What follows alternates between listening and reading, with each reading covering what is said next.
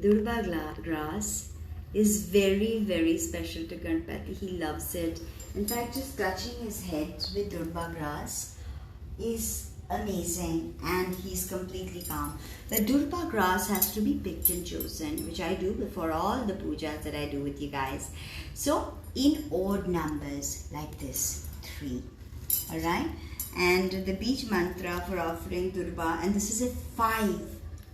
5. Okay, so you can put 3, 5, 7. See, this is like a weird 4. That doesn't go. So 3 again.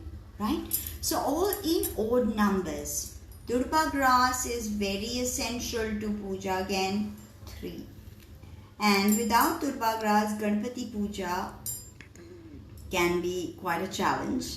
But of course, if you live in a country where you don't get Durba, not to worry. Visualize the Durba